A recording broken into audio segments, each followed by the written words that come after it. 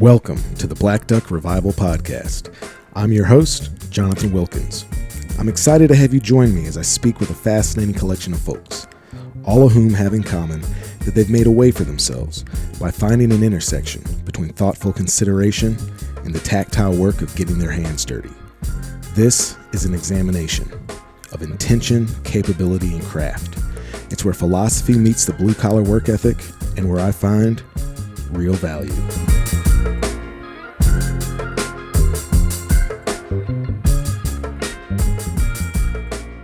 Hey, welcome back to the Black Duck Revival Podcast. This is a special episode because my guest today is my mother, Beverly Wilkins. My mom is not a hunter. She's, not particularly outdoorsy, though she was a Girl Scout leader a long time ago. But, I feel the need to remind folks, this podcast is, yes, it's like, on the chart, it's in the wilderness or outdoor space, but really this is designed to be a podcast about people that find their own way and that blaze their own path. And my mom's got a, really interesting life. She came from, very modest beginnings, had a successful professional life, really self-motivated, and, did some things in her life that were kind of against the norm, kind of left her out on her own. Like, we'll talk about this. She got disowned by my grandma for a number of years. She had some kind of harrowing situations. And that's all stuff that has really kind of deeply influenced the way she has lived her life. And she's my mother and like one of the biggest influences in my life. And that's been super impactful for me. So she came down here to visit the grandkids for 3 or 4 days. And here towards the end of the visit, I asked her if she would be the guest on the podcast. And, I think as a testament to how she sees herself, she, at first she was kind of apprehensive. She said, "What could you possibly want to talk to me about?" And I said, "I don't even know what I'm going to talk to you about, but you've got a really interesting story and it's been really influential towards me. And I think there are going to be folks that listen to this podcast that hopefully find that interesting and hopefully can get something from her story as well." So I invite you to listen to this conversation with my mother, Beverly Wilkins.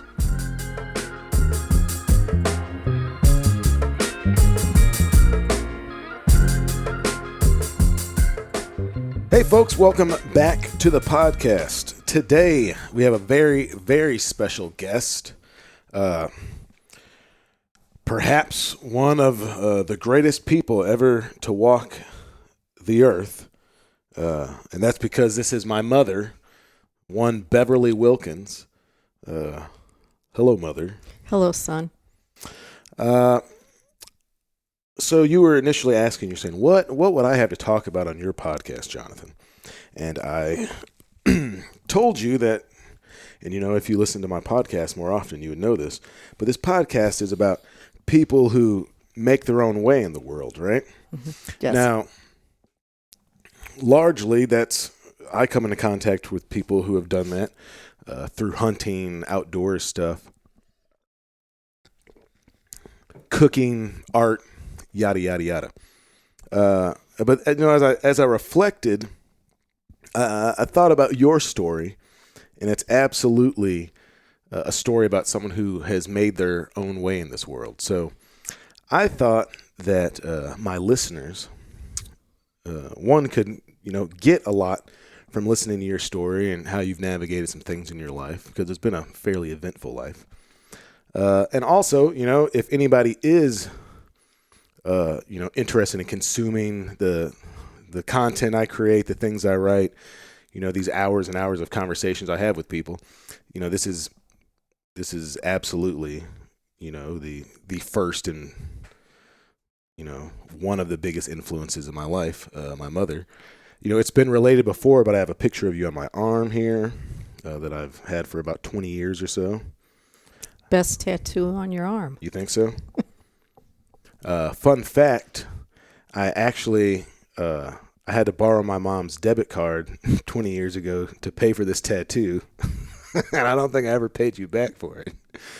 So really it's a exercise in vanity for you to have your face inscribed on somebody's body. Yes. Could have been a better picture you used, though. I think this is an excellent picture. Okay. What is your problem with it? I don't look like that anymore. That's because you're much older now. And better looking. You think so? Yes. Well, that's I've got no opinion.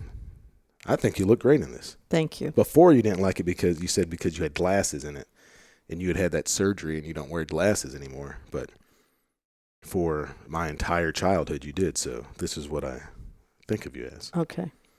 All right, let's get into the meat and potatoes. So your name's Beverly Wilkins. You're a retired person of leisure these days. Seems like mostly what you do is chastise me for not calling you enough. But what did you do in your professional life? You had a pretty long career. I was a teacher and a principal at elementary schools. And then I taught teacher education classes and developmental reading at the college level. Okay, so you've been in education your entire professional career. Yes. There's a thunderstorm going on outside. I don't know if folks can pick that up in these microphones, but I feel like it's getting close and it's pretty intense. It might rattle some things here. But so you were a teacher, yeah. And then I guess when I was a little kid, you were a vice principal. Then you became a principal and moved throughout some schools doing that. You worked in the St. Louis public school system. Yes. And that's a public school system that's known for, like a pretty wealthy student body, really fancy schools, the best of everything, correct? No, not at all. It was part of the desegregation court order, and it has a high percentage of poverty students. Yeah. It's kind of, there's some similarities with Little Rock here. We're in Little Rock right now at my house. You've come to visit your grandchildren. As we've covered, you no longer come to visit me. It's these grandchildren I've created for you. Yes. But so, if we get anything that you're just like, what's your little phrase? Sing another tune, Jonathan? Yes. Yeah. If there's anything you don't want to talk about, you just let me know and we'll move on. But, I'll be honest with you, man. I take a lot of pride in the fact that you came out of, would you say humble beginnings? Yes, I would say humble. And, became like the first person in your family to go to college. Is that true? I was the only person of my first person to go to college. Of my siblings, I was the only one that graduated from high school. My mother she had less than an 8th grade education. Yeah. So Nanny, your mom, she came from the Boot Heel there in Missouri. Grew up dirt poor, right? Yeah, my grandfather was a sharecropper, and they lived in a house, I guess you could call it. Her mother died when she was 2 years old, and so they lived in a wooden house that had dirt floors and were extremely poor. And then Nanny got married off when she was how old? 14, she got married. And then had? My older brother and sister. And then she married my biological father. And I was born 10 years after my sister, who was the youngest of those two. And she had me and my brother. And then she married my stepfather when I was 10 years old. That's Pawpaw. Yes, and he had my younger sister. Can we talk about your childhood a little bit? Sure. So it's you and Uncle Bill, mm-hmm. right? Nanny, your biological father, right, was never really around, right? Right. They got divorced when I was about 4. Yeah, and he had his demons and his problems and stuff, right? And so Nanny was there in St. Louis, very little formal education, mm-hmm. Lady on her own, and mm-hmm. what at this point, late 40s, early 50s? Middle 50s. Middle 50s? Mm-hmm. Oh, yeah, okay, I'm thinking about when Dad was born. Yeah, so middle of the 50s, right, and she's having trouble keeping a roof over y'all's heads and Right. working enough jobs. She worked 3 jobs. The main problem she had was finding childcare. And so she was afraid that the city would come and take us away from her because she had to work so much. She worked, some of her jobs were $1 an hour. So there was a children's home that she knew about. And so we went there, and she paid $15 a month for my brother and me to stay there because she was so poor. We went home. We were the only kids who went home every single week to visit our mother. She came. She rode 3 buses to come to the home to get us. We rode 3 buses to the apartment she had. Then we rode 3 buses later in that same day to go back, and she rode 3 buses home. I didn't realize at the time that most of the kids who were there had been placed there by the court because of their family situation. And many of the kids that at that time were my friends, after I became an adult, I would read about them in the newspaper and some of the things they got into serious trouble for. But I didn't realize that then. The majority of them were there because of court orders and not just because of poverty. Yeah, just bad stuff going on in their lives. Yeah. Right? And then they get kind of set on that track, and it's hard to get away from that. So, but yeah, like you said, you're there for how many years, you and Uncle Bill? Almost 5 years. Okay. And then Nanny marries Pawpaw, right? Pawpaw is this iron worker. Great guy. Yeah, really, really good dude. And we're talking about like an iron worker back when they'd like heat up rivets and hammer them in. And they didn't wear safety harnesses or anything. Yeah, he was, just like working real hard up on building skyscrapers and bridges. And they lived a hard life. He was they traveled from city to city. They were hard drinking guys, they... yeah, he drank Old Crow and Pepsi. Yes. And smoked cigarettes. Camels. Yes, started when he was 10 or something? Yeah, he started during Prohibition. He worked in a restaurant, and he would pour part of the soda out of a bottle and then pour bourbon into the bottle, and then it would look like they were drinking just a soda at the restaurant where he worked. So he started doing those things early, but he was an honest, good, hardworking man, and he was the best father I could have ever had. Yeah, and so Pawpaw married Nanny. You and Uncle Bill come home. Then they have your little sister, Ann, and they buy the house on Virginia there in St. Louis. So you grew up in South City in St. Louis, right? When I was in the home, I was in North City. Okay. After they got married, we lived in South City. And that's the house that I would go and visit when I was a little kid. Yes. And South City, that was a working class white neighborhood, right? And it was called Dutchtown because originally it was the area we were in was settled by Germans. And so it was called Dutchtown area of St. Louis in Carondelet. Yeah, so that's something that doesn't exist really down here, but St. Louis is a really old city, and it's a place where there was Dogtown was an Irish neighborhood, the Hill where I went to high school, that was Italian. There was Dutchtown. The Ville is where Dad grew up, and that was all segregated. That was all black folks who lived in the Ville. And then some neighborhoods, when a lot of Bosnians had to leave because of what was going on there, a lot of them came to St. Louis. So there's now this whole new neighborhood that is a Bosnian neighborhood. Yeah, so that's just an aside. So in the 90s when there was the war between the Bosnians and the Serbians, right? St. Louis took the lion's share of Bosnian refugees. And so they moved to the north side of St. Louis, to the part of town that Dad grew up in.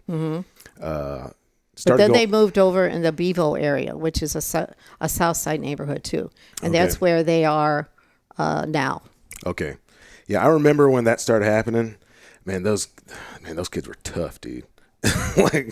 When I was in high school, those kids were tough on a whole different level. And they had a hard time because when you come from another culture, like even the younger kids, you don't think about this kind of stuff.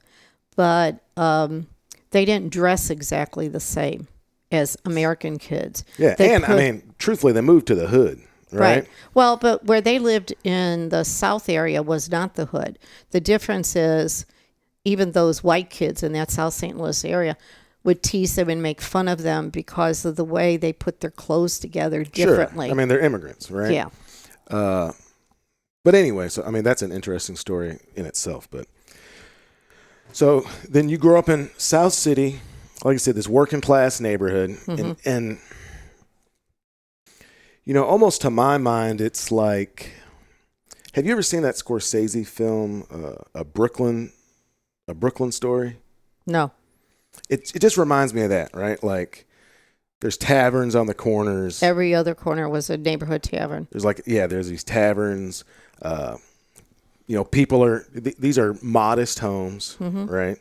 There were little corner grocery stores. There was a store that was there for over 50 years. That was like 5 doors from my parents' home. And the owner was a butcher, so my parents could get everything they needed out of this little store that was on the corner. And opposite on the other corner was the neighborhood tavern. Yeah, and so and you guys are eating simple stuff, right? So salads would be dressed with bacon grease, right? Yes. Nanny grew up eating poke salad. Yes. Pig brains. I tried it, but I didn't like that. But she did. Yeah, we had stuff like pork steaks, and we had fried chicken gizzards and biscuits and gravy, and things that she grew up with in the boot heel. Yeah, Southern. I mean, basically Southern stuff, right? Yeah, she always said she didn't know she cooked soul food till she moved to the city. Yeah. And so you grow up there, you go to school, you go through high school, and then you aspire to go to college. I decided when I was 11 years old that I wanted to be a teacher because I was a good student. I was very quiet, which I'm not anymore, but I was very quiet when I was in school. And I was a good student, and I liked school because I was good at it. And the teachers would always have me help some of the other kids. And I got a great deal of pleasure from that. So I decided when I was 11 that I would become a teacher. And so that's what I did. All right. And what was your family's reaction to you wanting to go to college? They were fine with it, except my dad said that he wanted me to be a welder and be an iron worker because I could make a whole lot more money. I said, Dad, I get overheated in the summer. How could I be a welder? I would have heat stroke and die. And so. Oh, wait, you know what? I don't even know if we've established this yet. What? that you are a very, very fair complected white lady. Yes, I am. Yeah. Okay. So with green eyes. Yeah. So yeah, you're like, man, I get my butt kicked in the sun. I mean, I could sit in the shade and get a sunburn. But he was like that too, right? Like they called him red. Right, because his skin stayed red all the time for being out in the weather. I mean, but he had red hair. But I don't know why, but I got sick from it. So he said, well, if that's what you want to do, fine. But they wouldn't help me go to college because they my dad didn't believe in filling out financial aid forms because he didn't think it was anybody's business. And so there was a college in St. Louis. It was called Harris Teachers College then. And it was really run by the St. Louis Public Schools. And I could go to college there for $75 a semester plus books. And so I rode the bus and worked at the telephone company and paid for my tuition and my books and graduated from there. All right. So then how old were you when you got married the first time? 21. Okay. So that was when you were still in college again. Right when I was graduating from college. All right. So here's where your life kind of takes a turn, right? Yes. So you've been married twice in your life, Yes. right? And both of those gentlemen had something in common. What would you say they had in common?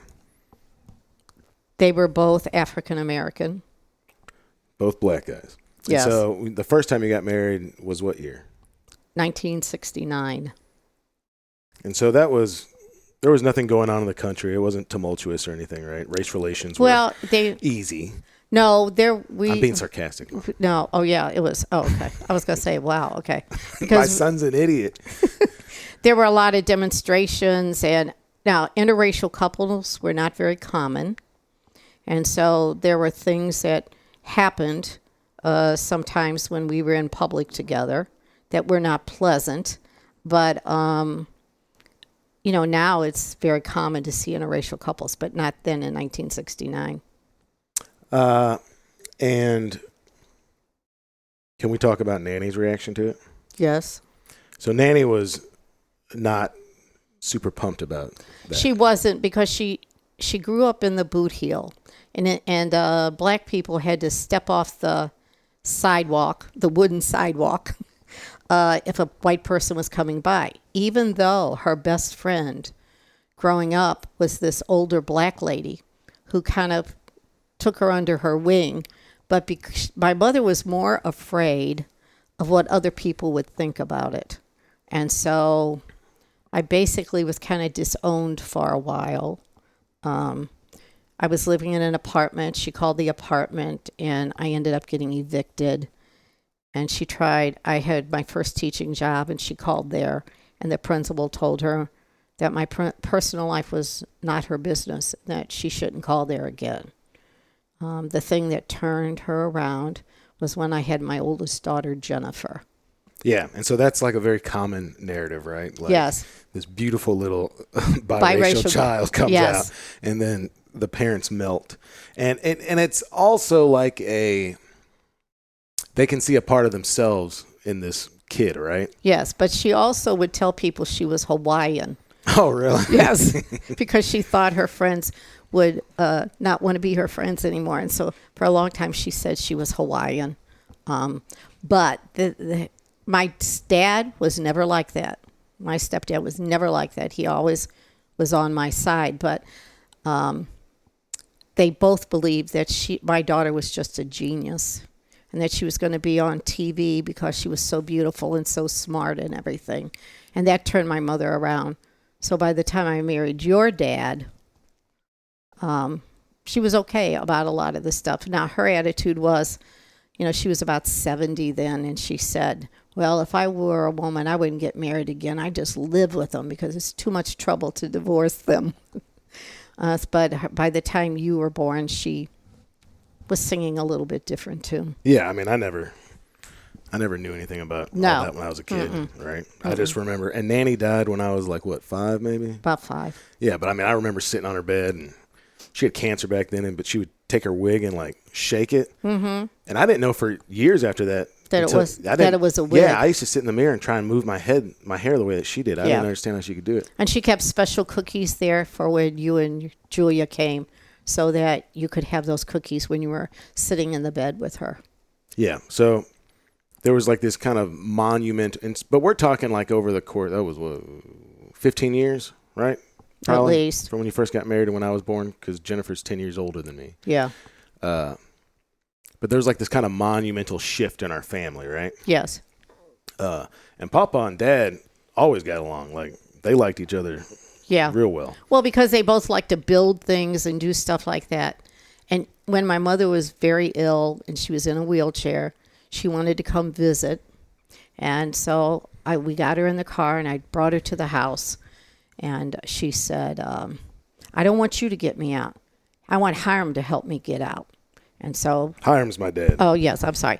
So he came out and got her. She wanted to sit in the back room so she could watch him and you guys out there. You were building something, maybe the tree house or something. I don't remember. But she did. She had turned around a lot. When he was substitute teaching, and if he would substitute at a school that was near where she lived, he would go and have lunch with her, which that never would have happened when I was first married to Jennifer's father. Sure. So this, I think this kind of sets the stage a little bit, right? What's interesting to me is that, for a long time, you were kind of ostracized, right? From like, we would say the white community. Yes, I was. I lost all my friends. Their families didn't want them to have anything to do with me. And so I ended up, my first mother-in-law was a lovely, lovely lady, and she really embraced me and loved me. And so I started attending her church, which was a Lutheran church, but it was all African-American members. Yeah, I mean, that's a church that we went to when I was a kid. Yes. And yeah, the only white people in the whole church were you and the pastor. Yes. And that then became my life. When I think about my life, I think about my story is in black and white. The first part of my life is white. The second part of my life is me and all black. And I even taught at schools that were all black. And I would be one of 2 white teachers at the school. And then now my life is a mixture of people. Sure. So can we go back? That's kind of laid the groundwork. Can we go back? Because, man, some of these stories you have are crazy. Okay. Like crazy, crazy stories, right? Mm-hmm. So there was, like you talk about, some people like weren't very nice, right? Yes. When you're like out with your first husband, right? Mm-hmm. And there's an instance when you're like at the park. This dude goes and gets a rifle, doesn't he? Oh, we went camping. And we had wait, hold on. I'm going to get to that story, but isn't there a story like you're at the... Oh, no, we weren't at the park. We lived in this community that was very modern. It had artists, blacks, whites, teachers. And there was a bar. Wait, what It was called Laclede Town. Yeah, okay, yeah. Okay. And there was a bar there. And so people would go and you'd sit around and have, I don't know, a wine cooler or something and talk. And so we were sitting there and I was in this group. And in our group, everybody was black. And there was a guy there I didn't know. And he made some comments about, oh, I bet you're from South St. Louis, blah, blah, blah, saying all this stuff to me. And so the people kind of defended me. So he got up and left. And when he came back, he evidently had gone to his car and gotten a gun. Well, Jennifer's father said, hey, I've got class in the morning. We got to go. And we left. And I said, what's wrong? Why did you do that? He said, because he had a gun. He went and got a gun. I saw it in his waistband. And there were times like we would go someplace and like go to the movies and somebody would take their foot and they wouldn't do it to him. They would do it to me. They would put their foot on my back, and push me and stuff like that. Or if we were walking down the street, they would yell things like, hey, in-lover. I won't ever say the word, but they said, use the N-word and called me an in-lover, those kind of things. That was like a routine kind of thing. And I always felt kind of afraid, but nothing ever happened until the time we went camping. Yeah, that is a wild story. Yeah. We had been camping before with a married couple and their kids, and it wasn't anything bad. But we took another interracial couple and we went camping down at Lake of the Ozarks. And which is where we go all the time now. Yeah, well, I haven't been in years and years, but that's where, we had a timeshare growing up and right. That's where we always vacationed. And so we had told our friends to wait for us, and they didn't. They went on down to swim because we weren't quite ready. And all of a sudden, they come back, and they're in his car. He had a little convertible VW, and his head was all wrapped up with a towel. And we thought, oh, there he goes, acted silly again. Well, what had happened was 2 guys from down there had driven up and saw them together and beat him and kicked him in the head and threw him in the lake. To drown him. To drown. And this lady was there with her family and told her son to go get her husband. They were from a suburb of St. Louis, and they got us back. So then we were going. Then what happened was we decided this is crazy and dangerous. So we're trying to pack up our tent and all this stuff, and these cars come up on the road above us, and they're yelling at us. And Jennifer's dad had a gun, a .38, and he had a license for it because he was in law school. And they were doing these threats, and he knew the bullet couldn't reach there, but he shot up toward them to let them know we had a gun. And they said, well, that's all right. When you drive through the town, we'll get you then. So there was a young couple by us, and they... okay, well, hold on a second, because this is an old story for you, and I've heard it several times, right? But I don't want to gloss over this too much. But basically, this is almost like some deliverance type stuff, right? Type stuff, like yeah. these good old boys come out of the woods. They see this black man, this white woman together. They put a beating on this dude so bad that they think he's dead. Right. And they drag him out to the lake to drown him. Right. Right. Then they find out where we are. So then they go back and they get a bunch of their buddies, right? And so you're talking about a bunch of dudes in pickup trucks and, just scary stuff, right? And they're sitting up on this hill above you looking down at you. Telling you they're going to kill us. us. Yeah, they're going to kill you, right? So, yeah, continue. So then this young couple said, we can't do anything, but we'll follow you through the town. Then that way, if anything happens, we can get license numbers and we can be witnesses. That's the only thing we had. So we got through the town and we got up on the highway, and somehow, I don't remember how, because I was so scared, we called the highway patrol, and they came, and we wanted them to take our friend to the hospital nearby. And they said they couldn't do that. And these guys drove up in a couple trucks. And so these, highway patrolmen were saying, well, what happened? And so we said, this is what happened. And the guy said, well, are you sure they were in a truck? They might have ridden up on a horse or something. They were just doing all this stuff. Yeah, they weren't there to lend you any aid. And the police didn't stop them. And so finally one of them said, well, he's got a gun. And so he went into his lawyer type mode. And he got out his permit. He showed him the gun. He started writing down badge numbers and names and all that stuff. And so the cops were kind of backed up a little bit. So we left there. We got to St. Louis, got him to the hospital. And then they contacted the Office of Civil Rights. And they went, the seat of the county down there is at Cape Girardeau, Missouri, which is not like being in St. Louis. Yeah. And so they went to court down there, and the guys were convicted. They got 6 years, but we knew they would probably only serve 2 or 3. And it was, it was on the front page of the newspaper in St. Louis. We had asked them not to put our address in the paper, but they did.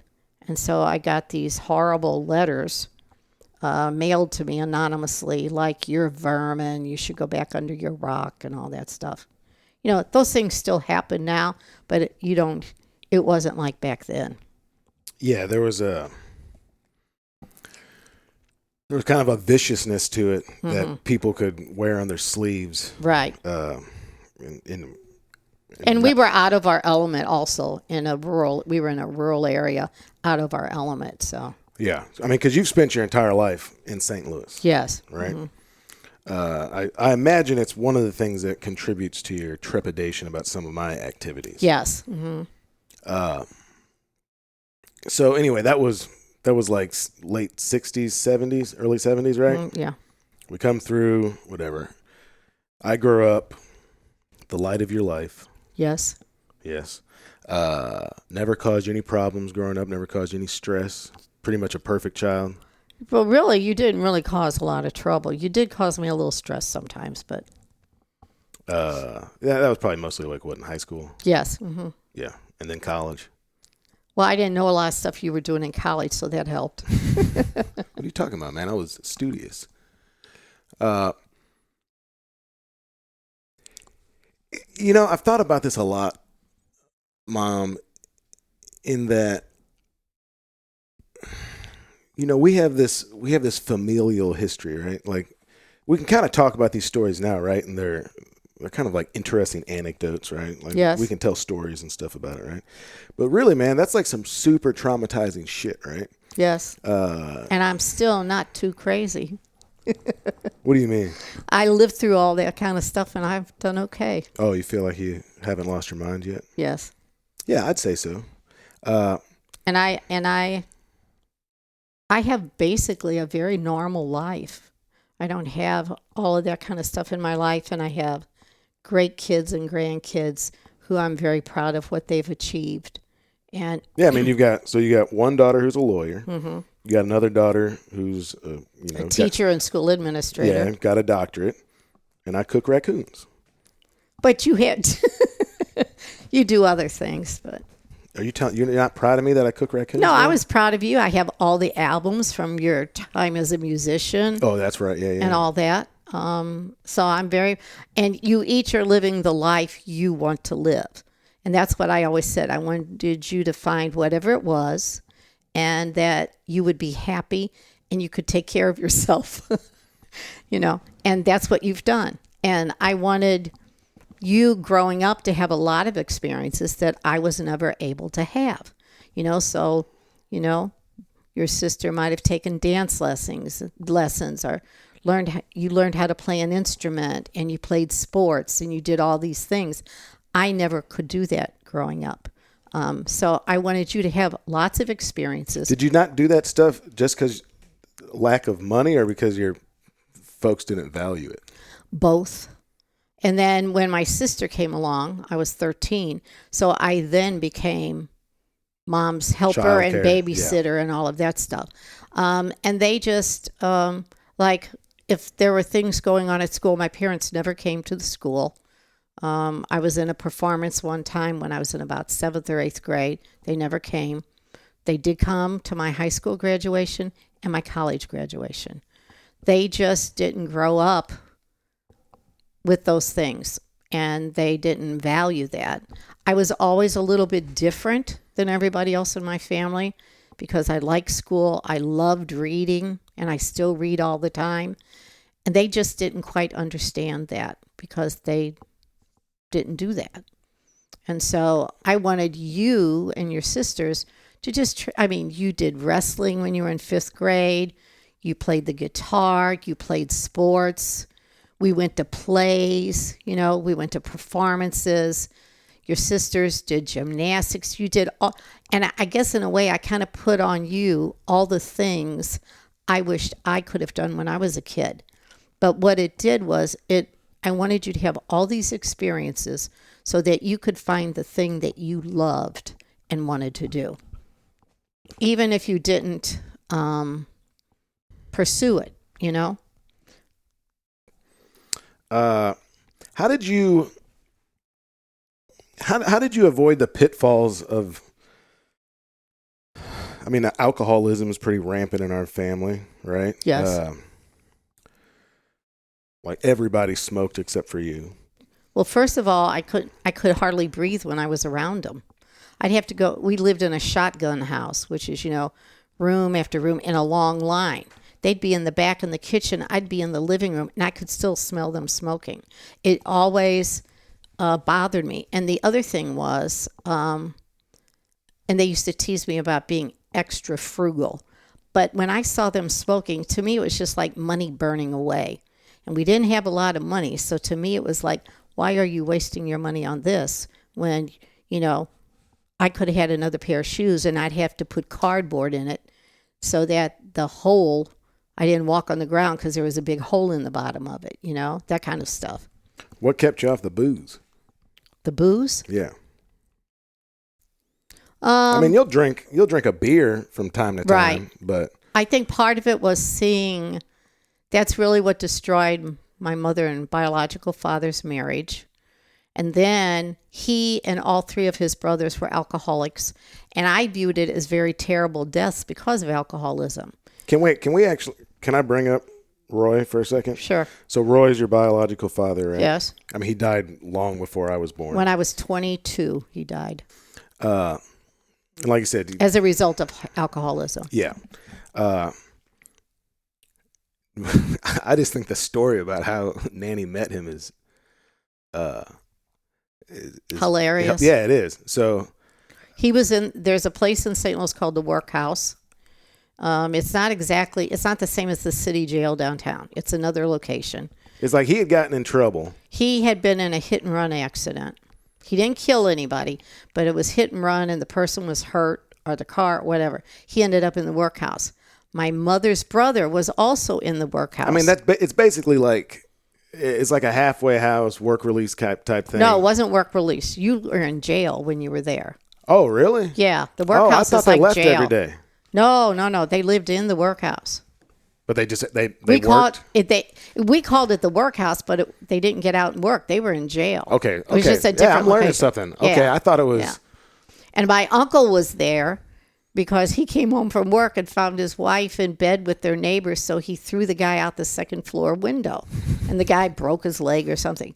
So my mom goes to visit my uncle at the workhouse, and he says, "Hey, I got a nice guy for you to meet." And he says, "He's in here with me." And it was my biological dad. And then, he was a hot mess. Nanny had to hit him with a frying pan. Right. But he was super intelligent. When he was in school, they would have him skip grades because he was so intelligent. But in his family, his mother and father didn't drink, but he and his 3 brothers were alcoholics. One died in a fire. My father died in a rooming house up in Chicago where a bunch of other alcoholics lived. Another brother lived in the Salvation Army, but he had been drunk, was in an accident, and lost his arm. And the 4th brother committed suicide. So that just kind of said, and I always warned all 3 of you to be careful with your drinking because alcoholism and your reaction to alcohol is genetic. And so that, and plus my brother, Bill, who had the same father as me, Roy, he was in a head-on collision because he was drinking and became disabled because of it. So just knowing what it can do. Now, that's not to say that I never had a few times when maybe at a wedding reception or something, I drank a little too much. But I've always been cognizant of it, and I wanted you all to be aware of it because it's probably in your body too. Okay, so this is kind of a question I've always wondered. So I played, it's not a secret to anyone who's listened to this podcast before, I don't think, but, I played music for a long, long time, right? Like starting in high school, was in bands. And I worried a lot. Yeah, and I lived kind of hard, through my 20s, yes. I'd say, right? Yeah, I mean, I guess that, I didn't think about it back then, but I bet it really did just worry the hell out of you. Yeah, because when you play in performances and at bars and stuff. Half the time I was getting paid in beer. They give you a lot of whatever you wanted to drink. Yeah, I mean, you'd be playing for like a tab, $50 in a tab. Yeah. And that worried me. Yeah. Plus, my older sister even though she had a different father than me, she was an alcoholic and died as a result of it too. Her liver just gave way, and we found her dead in her house. So that was bad too. Yeah. Now, look, I never went into alcoholism or anything like that. But yeah, you had your time. I wasn't an alcoholic. No. You had your time for having fun with it. Yeah, I mean, I worked in bars and you lucked out. You told me one time when I said something about you, when you were in college. Oh, you've done so well, and you go, Mom, I just never got caught. That's what you told me. Oh, I said that? Yes. Oh, that was probably somebody else that said that to you, okay. Not me. No, yeah, man, I did. But I always got like in high school and stuff. I mean, I was doing stuff that could have got me in trouble in high school, and pretty much everyone I ran with got in some sort of legal trouble except for me because I knew there was consequences, right? Like I knew my parents weren't going to be able to bail me out of any situation, right? And so. But I never went too far. Let me say this. At heart, you were good. And I'll tell you why. This is the quintessential mother's perspective. Yeah. Because you had my car and you were driving and your friends were with you and you went to a party. Oh, yeah. And all the boys there except for you went to another high school. And your friend had kissed this guy's girlfriend. Drew was messing with that dude's girlfriend. Right. Yeah. And so they came out and wanted to fight. And you didn't want to fight. And so you all got in the car and you had to go down, turn around at a cul-de-sac to get out. And man, you really remember this story. Oh, yeah, I remember it. And he threw cans and it dented my car. And so you get away and you guys go to a car wash and clean it. But you call me and you said, Mom, I need you to be up when I get home. And I said, did you have an accident? And you said, no. I said, are you okay? You said, yes. And you came in and you sat on the floor next to the bed and you said, Mom, I'm just really sorry. And you told me what happened. You said, I really messed up. And I said, not in my mind. You didn't get in the fight and you tried to do the right thing. So you didn't mess up with me at all. And so that's the way you were. Man, I'll tell you an interesting side note to that story. Watch that microphone, babe. Oh, sorry. Get it together here, lady. That dude that threw that beer can, it was like a full beer and like dented the car or whatever, right? His dad was like chief of police in one of those little towns. Just like the St. Louis is a weird town because it's broken up in all these different municipalities. Right. So it's like St. Louis County is really kind of like over 100 separate little towns that are all connected, right? And a lot of them will have their own police, mayor, their own police. I mean, there might be 4 cops there or something. Right. But anyway, man, that kid actually like our senior year or something, man, he robbed a convenience store, man, like went to jail, like robbed a convenience store at gunpoint. Oh, wow. Yeah, he was. Glad he wasn't my son. He was living on the wrong side of the law. I wouldn't have been able to bail you out. Yeah, no, I mean, I think that did make a big difference. But so, and some of these stories are like just, some of this I want to add some color to the situation and kind of flesh out some of what you came out of. But then, you had how long did you teach for? I actually did 31 years. I took early retirement because I had so many saved sick days. I could retire a couple years early. And then I worked, did student teachers for one of the colleges. For like another 10 years or something? Yeah, and I taught educational classes for people becoming teachers. So you had like 40 plus years in education. And then I homeschooled my grandson. Oh, yeah, Alexander. So like basically over 50 years. And man had a successful career. I remember when you retired from the school district, and I mean, like some of this is like, kind of ceremonial, but I always took a lot of pride in it. Is that the mayor? It was Harmon at the time, right?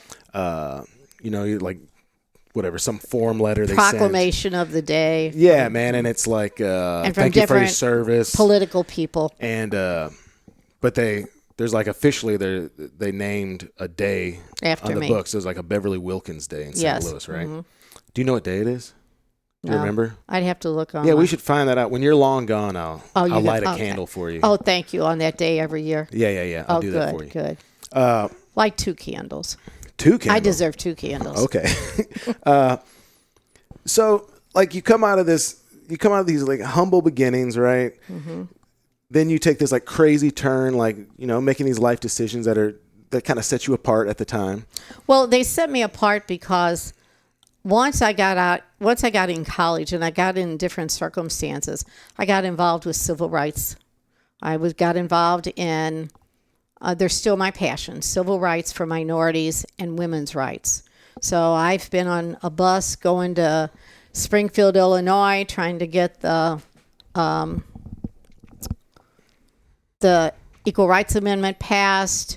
I've been in, demonstrations in downtown St. Louis on behalf of African Americans and rights. Those are my passion. Those were my passions as far as politically and everything. And that all came out of all those kinds of experiences. I'm sorry, I'm moving around. No, it's all right. I talk with my hands.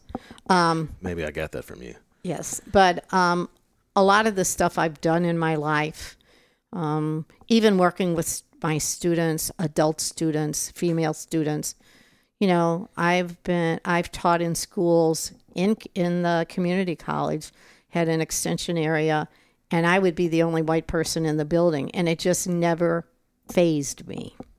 because that had become my life for a lot of my life, was working on behalf of other people. So, yeah, and I mean, there's got to be this influence of, where you came out of, and so you have this like empathy for people that maybe don't have the same opportunities as other folks, right?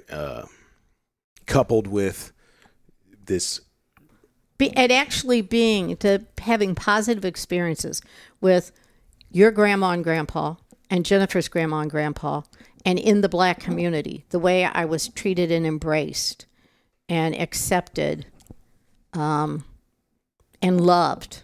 And so then when I got in schools and stuff and I saw different things, I wanted to work on behalf of those kids. At one school where I worked, we had kids from a children's home, and some of them had really some behavior problems. But I could always relate to them and interact with them because I could give them my story. And so then they didn't feel that I was judging them like other adults in the school did. All right, so that was a bit of an awkward drop-off there. It took about 15 minutes because you were in the middle of this really impassioned description of what inspires you to live the life that you've lived, and the batteries ran out. But I was able to get you an Almond Joy. That's my favorite candy bar. Yeah, while I was at the store. I didn't mean for you to eat it while we were trying to finish the podcast, Mom. Okay. If you could just hold off on that. All right. You know how I know you're an old lady? How? Because you eat Almond Joys. No one ever eats Almond Joys. Somebody must, because you can still buy them. I guess so. But man, I've never seen anyone besides you eat an Almond Joy. I love them. I like other candy, but I like Was them. Coconut a rare commodity when you were a child? Exotic? No. When my biological father's mother lived with us for a while, she lived in the basement, and she was blind, and she always had a big jar of coconut. And so maybe I associate that with Coconut. What do you mean, a jar of coconut? Like, she would have a bag of coconut down in a jar. Oh, like so you could shredded shred coconut? it, so you could just go get coconut out. Oh, that's nice. But so, yeah, you were saying that. Well, all these experiences that I've had growing up, as I've come through adulthood, both positive and negative, have been positive for me in a way, because they've helped me have goals, that I wanted to be able to do more for my children than my mother was able to do for me, because she didn't have an education. When I was about 6 years old, I made the decision then that I was going to go to school, because my mother worked in factories, no air conditioning, not horrible, worked by ovens and stuff like that. And one time we were walking along the street and she just fainted. And the other thing she did was... Just from exhaustion? Yes. And the other thing she did is she only ate once a day. So there would be enough food for my brother and me to have breakfast, lunch, and dinner. And so I looked at that and I said, I don't want to ever suffer. If I have children, I don't ever want to suffer the way my mother is suffering to take care of my children. I made that decision when I was about 6 or 7. And that's why I always wanted to go to school. And so all these experiences have given me empathy for other people. It made me a better teacher. It made me a better mother. The one thing I absolutely knew was that my mother loved me and that she was doing the best she could. And I wanted my children to know that I love them unconditionally, and that I will always be their number one fan, and that whatever they want to do, as long as it's pretty legal, I will support them in that. But I think all that stuff helped me make myself who I am today. There were times that I just had to go things alone, because of decisions that I made.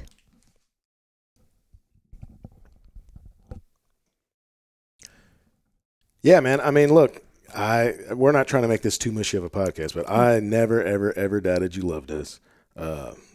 Absolute best mom I could have possibly asked for. And Even when you accuse me of saying things that I didn't say, like you effed up.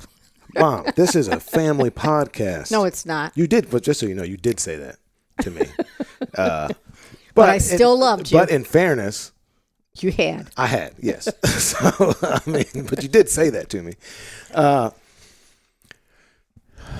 Has it ever given you any pause or trepidation that, I mean, let's just be honest about it, right? I was kind of like the quintessential in high school and college. I was like the quintessential,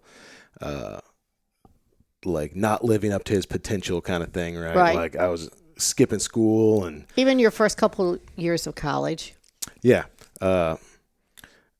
And But I never doubted you. well, yeah, but just hold on a second. Okay. You can hang on with the cheerleading for a second there, Mom. Okay. You know, and then we move in to just playing rock and roll and working just like basically dead end jobs, right? Like working in kitchens and roofing houses, like just doing pawpaw stuff, right? Right. Like just super hard work, not getting paid very much. Did that give you like a lot of just agita? You know what agita is? It's like an Italian word, you know, just like pain in the heart. It did. But because I was worried, but I absolutely knew that you would find your way and you would find the thing that you really wanted to do and you would be okay. Are you happy with what's going on now? Oh, yeah. And I mean, I love it. I live through it. I save all the articles you write. I do all the things a mother does. I share your podcast with people. I share your Instagram. You're I go get my hair done, and while we're sitting, my friend and I are sitting there listening to your podcast. I mean, that's a sweet thing. Like a couple of older ladies sitting there listening to me talk about Well, bears you know, I share stuff with ducks or her whatever. husband. He looked at your catfish video on YouTube and all that stuff. I mean, look, if anyone has any doubts that my mother is my biggest fan, they've been alleviated through this podcast. You can't help yourself. But no matter what you were doing, whether it was on track or not, and when you hadn't finished something that I really wanted you to finish, I threw in a little bit saying it pained me when I would write the check to pay off the loan for college every month. That kind of tugged at my heart when you hadn't done it. But I knew you would do it, and you did it. Yeah, you helped me with them student loans. I appreciate it, Bev. And the thing is, I mean, this is what I said to your dad. Each one of the kids has to find their own way. They have to find the thing that they want to do. They're going to make mistakes along the way, and that's okay. That's how you learn. My life is what helped me learn to be who I am today. So what is your fear when I'm driving around living in a van or camped out in the woods trying to kill a black bear? There's some good old boy is going to come and shoot my son, and he's going to lay out there for 5 days before anybody finds him. That's my fear. And that's, you know, I was thinking about this when I was running across the street to the store to get those batteries. Like, I mean, that's a real fear for you, and it's very much informed by the experiences you've had in your life. But it's also informed by what's going on in the country today. We try not to get too involved in politics here on this podcast. Oh, sorry. Well, I'm a political person. Sorry. All right, just relax. Okay. Just calm down. Eat your almond joy there. I Bev. am. I want to get back to kind of start wrapping it up here. I want to get back to the idea of like blazing your own trail. Because even though this podcast is a non-traditional Black Duck Revival podcast, right? And we're like putting a lot of our family stories and stuff out there, right? For the world to consume or, you know, judge or whatever, right? Right. But it's just like the older I get and kind of the more now that I have kids, you know, it's like this cliched path, right? Like now that I have kids and I'm looking at them and like how I'm going to influence them. And I look at the influences that have put me on the trajectory that I'm on in my life. That's always been a big thing in our family, right? Like kind of the two maybe not the two, but the big things in our family, I feel like, have always been like family's very important. Education has been like super important, right? And that's because education is one of the major things that made a difference in my life. Yeah. And then like a level of social responsibility. Yes. Right? Like we have a responsibility to people beyond our own circle. Right. And beyond ourselves. Even people we don't know who are suffering in some way or need help. Yeah. And yeah, I mean, maybe I'm doing some of that. Jennifer and Julia definitely do that with their lives. You absolutely did that with your life. And like I watched you impact people's lives, over and over and over and over again. And I watched you. I watched you put yourself second in a lot of circumstances to facilitate, other people having a chance and other people having an opportunity. And it's been a hugely influential force in my life. And even though I've kind of come out a bit rougher around the edges, right? I think there was probably this hope, especially with Dad. There was this hope that I would be kind of more of a traditionally professional person. Look, I said to him, I didn't care if you became a farmer or whatever you became. You didn't have to be a doctor. You didn't have to be a lawyer. But whatever you did, you had to be happy doing it. And I believe that. And I believe you're happy with what you're doing now, with all the hunting and the riding and everything. Relatively. I mean, if we're being honest, I'm plagued with self-doubt, and there's all this stuff that I feel like I should be doing more of, but everybody does. Yeah, but overall, I do. I like what I'm doing. I get a lot of fulfillment out of it. It's cool to hear from other people that, there's stuff I do that resonates with them, or I wrote or whatever, or they learn something from it. And really what I think is cool too, man, is, and this is like such a simple thing, but I really like that that like you look forward to getting venison, every year, that you're at home and you're cooking that for yourself. And I like to shock people. Like I have this friend on Facebook, and he'll put up stuff for he and his wife. We're having this for dinner. What did you have for dinner? And I go, oh, I had mountain lion today. I'm at my son's house. Yeah. And he goes, oh. Yeah, it's there is a little bit of a, I don't know if it's a wow factor, but yeah, you can't put like something like that, because most people are all right with eating venison or rabbit or a duck because they have some kind of familiar farmed analog to it, but not squirrel or mountain lions, black bears, raccoons. Have I given you anything else like particularly weird? Beaver. I had that beaver. Oh yeah. That's probably about as weird as it's gotten, right? But probably the biggest outlier in all of that was that mountain lion. Yeah. And I admittedly I didn't get that mountain lion myself. A buddy of mine in Utah gave that to me when I was up there last year, elk hunting. But yeah, man, just this idea that like there's this big world, right? Yeah. And I look at what I've been able to do, like taking these weird. You just cannot leave that almond joy alone, can you? No. I should have waited until after this podcast to give it to you. I'm not talking, so. The microphone still picks up when you're eating stuff, Mom. But yeah, man, like I just think about like being up on a mountain in Utah or being in some dive bar in Colorado, years ago, or house shows in Ohio. Like the guy, Brian, who edits this podcast.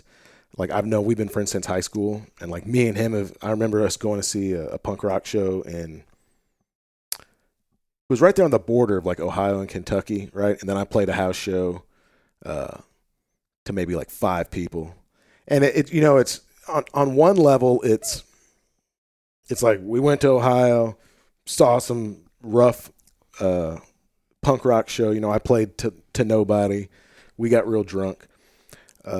But on another level too, it's like this story that, only good stuff happened on the trip. It was super fun. It was super cathartic, and I think about this dude when I say at the end of the podcast, that's produced by Jonathan Wilkins and Brian Sachs. Like really, if you think about it, man, like Jonathan Wilkins and Brian Sachs have been producing stuff Right. for what, 25 years together? I remember that first YouTube video, American Man, and when you played at the place in St. Louis and you were all dressed in costumes like skunks and Oh, yeah. We played in a band. Me and Brian played in bands together Yeah. a bunch of times, different incarnations. But yeah, absolutely. Just having kind of the chutzpah to go your own way has been very much influenced by you. So that's really why I wanted to have you on the podcast, because it's kind of like an inside peek, right? And we're all gaining influence and just courage from all these Right. different forces in our life, right? And yeah, you've been a big one for me. So, And I would say to anybody listening, if there's something you want to try to do, you should try to do it. The worst thing that could happen is it doesn't work out, and then you go, oh, well, I learned from this. That's the thing. I've always said, whatever happened to me, what did I learn from it? Like when I wanted to be a principal, I worked under a person who never went out in the schoolyard, stayed in the office all the time. I remember that guy. He was a jackass. And what I learned from that was what I did not want to do. So when I became a principal, I did all the things that I thought he should have done. And people would come and tell me what a great principal I was. You don't have to be in the yard all the time. We'll be out there. We got your back. But from negative things, you can learn the right thing to do or the thing that's the best for you.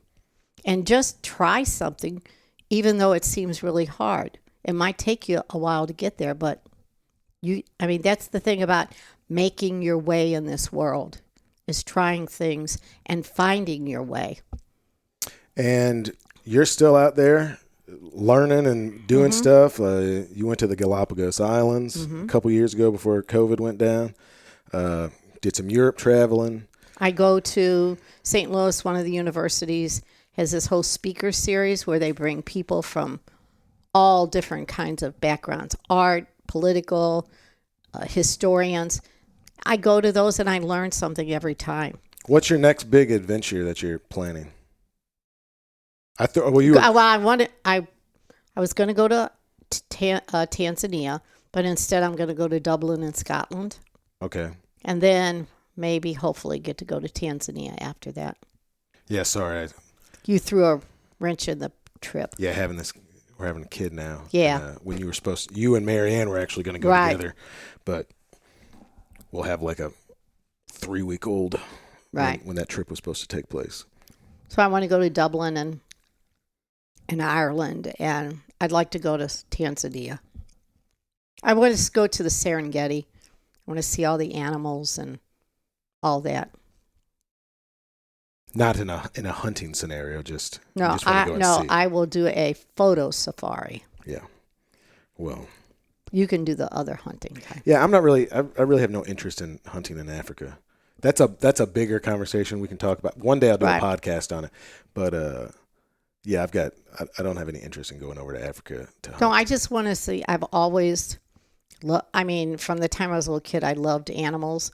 I wanted to be a veterinarian, but I didn't have the money to go to vet school, so I became a teacher. And I taught my kids about animals and science stuff, my students. So yeah, you were a science teacher. Mm-hmm. Well, shoot.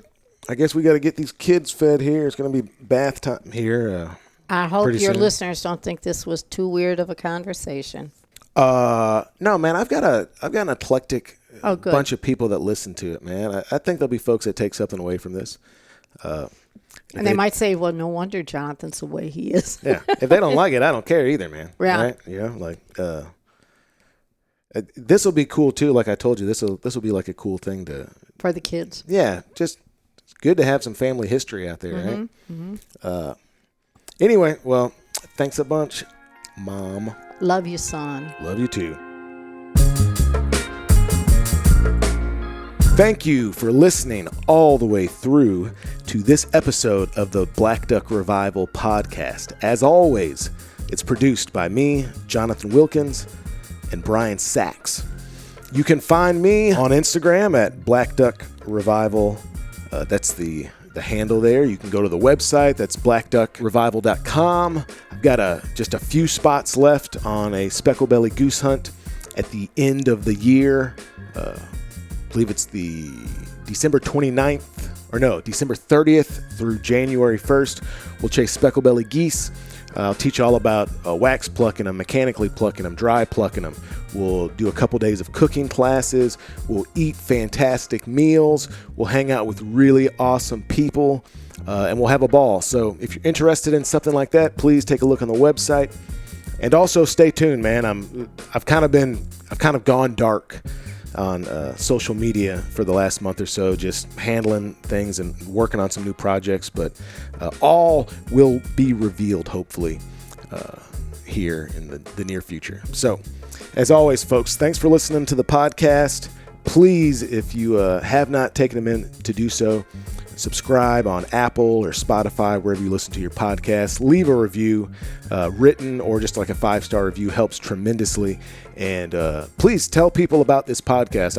I really do think that we have been able to kind of amass this super interesting and eclectic collection of people and have really heartfelt, honest conversations with a lot of them. And wide-ranging topics. So if that's something that you like and you appreciate, do me a favor, leave a review, tell a friend, tell an enemy, tell an acquaintance, and we'll see you next time.